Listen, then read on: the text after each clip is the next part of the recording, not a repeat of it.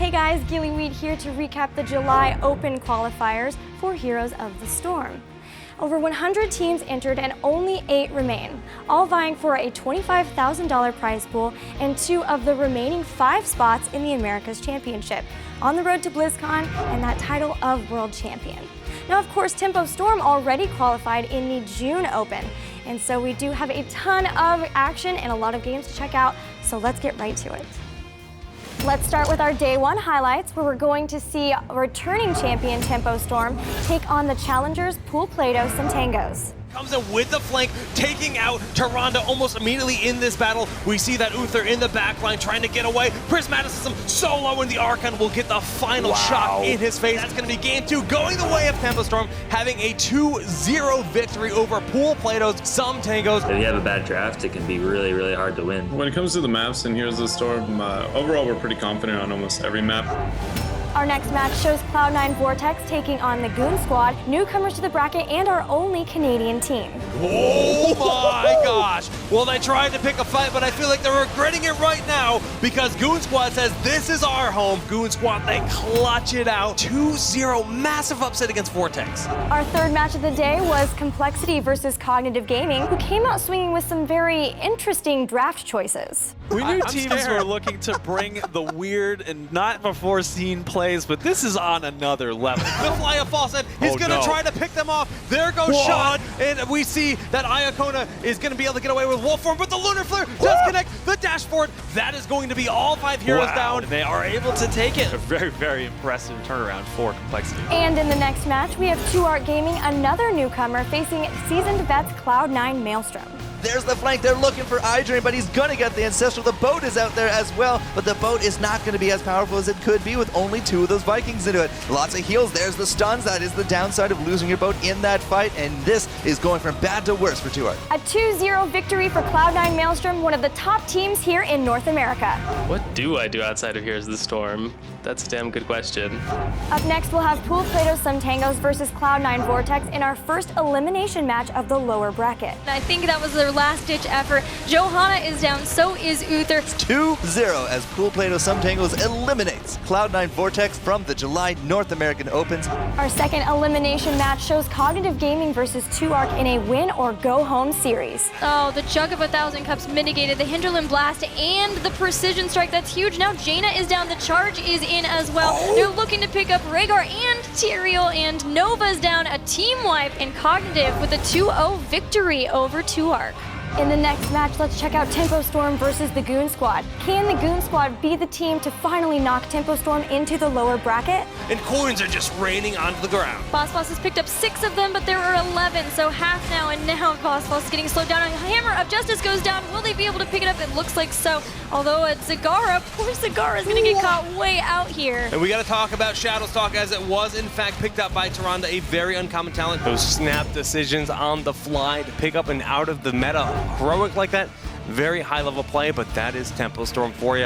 Up next, we'll have Complexity versus Cloud9 Maelstrom in our last match of Day 1. Ton of damage here coming out, and there is the Flame Strike that deals so much damage already. Hinterland Blast is in there, Malfurion gets eliminated already. Maelstrom going to take it with a 2-0 victory in this match. Regionals, boys?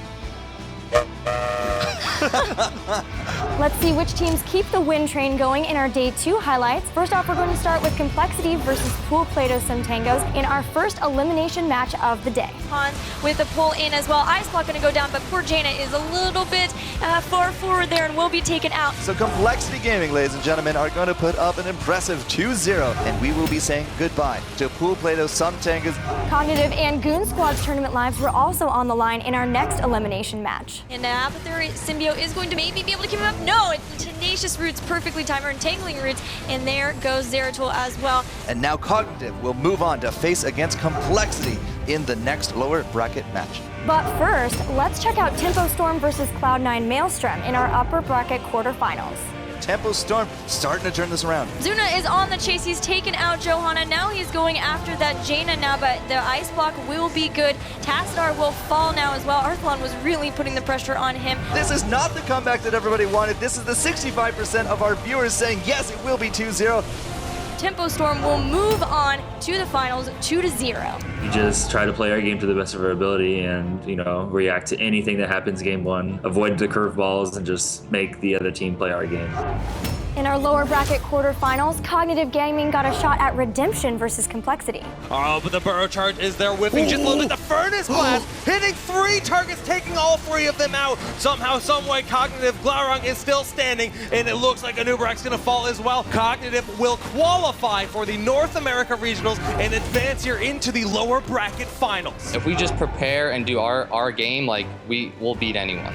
And with that victory, Cognitive did secure a spot in the Americas Championship, but standing in their way of moving further was Cloud9 Maelstrom. That could have gone really bad. Is he trying to solo this? What is going on right now? I don't know, but I like it. Kubi the Divine Shield comes out to keep Falstad invulnerable. We also see that Rhaegar has fallen to the side, and that's going to be a 3-for-0 pickup with the boss stolen. Cloud9 Maelstrom is looking to get a rematch against Tempo Storm. They will be granted just that in the grand finals, taking a 2-0 victory over Cognitive Gaming. It feels like everybody's on the same page all the time. We have 5 players who are all very, very good mechanically at this game. The stage was set for our final match and a repeat of our June Open. Could Cloud9 Maelstrom finally take out the juggernaut Tempo Storm? Immediately blown up by Murden and Kael'thas, and they're now chasing Dunk Train. The Impale plus the Roots, more than enough caffeine is also going to fall. That's probably going to be game 1 going the way of Tempo. This makes Tempo Storm the 2-time champion for the North America Opens, not only taking the June,